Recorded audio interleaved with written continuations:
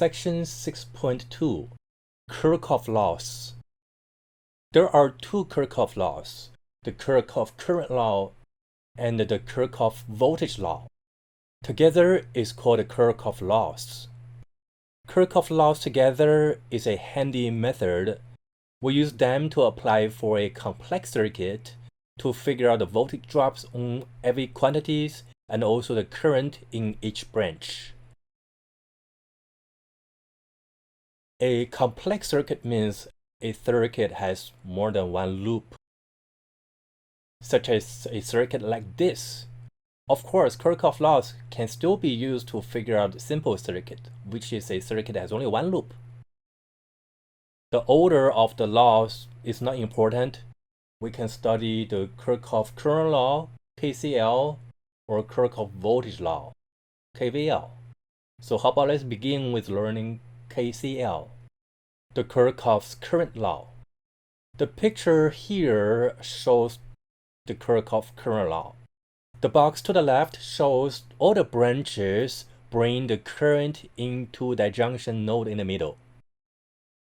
After the current enters into the node, the current will leave that node and enter into the box to the right. And as you can see, that box is labeled as output. Those are the output branches. The Kirchhoff current law states all the currents entering into a node must be the same amount of current leaving that node. It is not like 1 ampere entering to the node and then 2 ampere comes out. Where's that extra current come from? Or it's not like 2 amperes entering to the node, but at the end only 1 ampere coming out from the node. So where's the missing 1 ampere?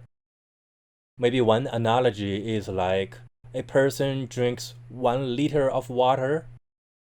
Eventually, that 1 liter of water should come out from the body. Well, you get the point. If you want to express this relationship in mathematical expression, the equation below shows the relationship. As you can see, the I in, which means the input current, so I in 1 is the input current in branch 1, plus the input current of branch 2, plus the current in branch 3 all the way to the last branch. That amount of current add up together should equal to all the current coming out from the node, which is the total current among all the output branches. That is I out 1 plus I out 2 plus I out 3 plus I out m. M and n, they are different numbers, which means the number of input branches may be different from the number of output branches. But the current should be the same. The amount of input current is same amount of the output current.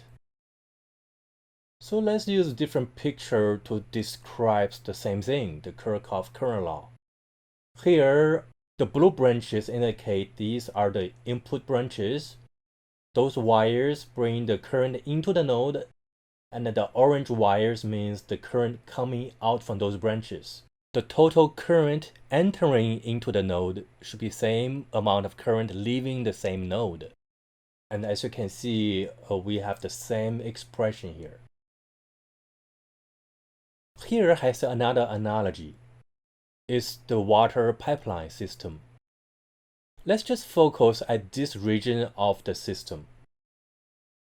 The big arrow indicates the water entering through this pipe. The 2 arrows, the up and the down arrows, indicate the water coming out from the T-shaped coupling connector. For example, if we pour 1 bucket of water into the main pipe, the pipe on the left-hand side, we expect to see the same amount of water coming out from the little pipes on the right-hand side of the connector. If less water come out, we'll be surprised. We'll be even more surprised if more water come out from that connector. How about let's work on this example. So here, like a spider web, a node is in the center of the circuit. and there are wires bring the current into the node, and there are wires bring the current out from the node, which means there are input wires and the output wires. The direction of the arrows shows the kind of wires. How about let's color code those wires? So I use blue color indicate the input wires, and the orange color indicate those are output wires. How about let's begin at here. I just randomly pick one wire. So this is 4 ampere. Added to the node, right? It brings the current into the node. So 4 ampere plus 3 ampere plus 5 ampere plus 7 ampere and plus the 11 ampere. These together is the total current entering to the node. Equals to, but now let's take care of the current leaving that node. So I can pick this branch first. That is 6 ampere plus 3 ampere and added to this unknown current I.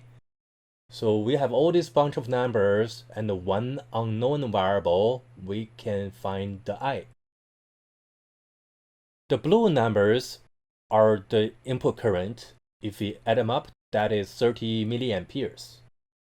The orange numbers indicate those are the output current, which is 9 milliamperes plus I.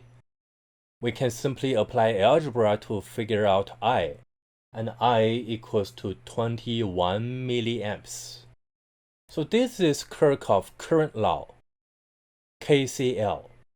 Now let's study the second Kirchhoff law, and that is the Kirchhoff's voltage law, or KVL.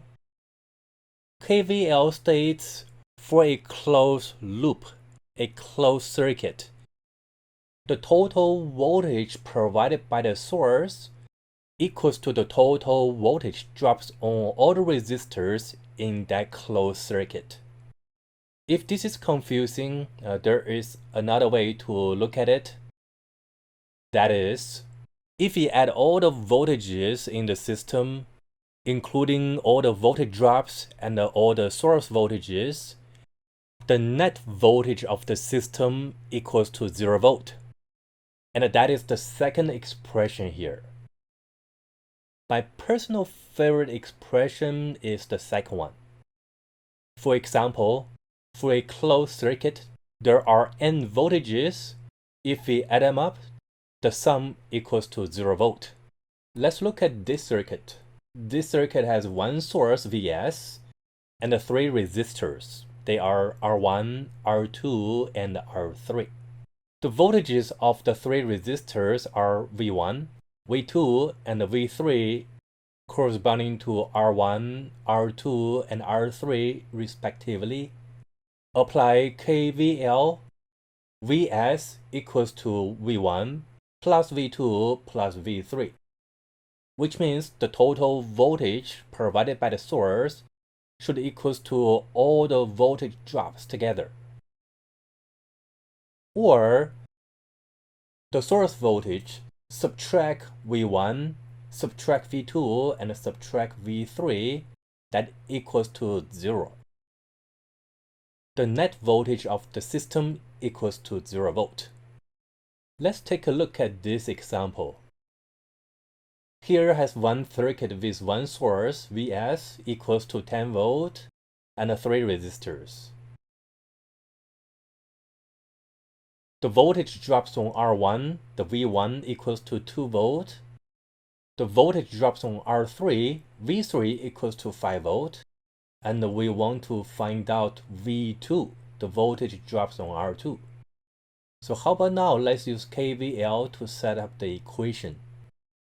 Vs, the 10 volt, subtract V1, subtract V2, and subtract V3.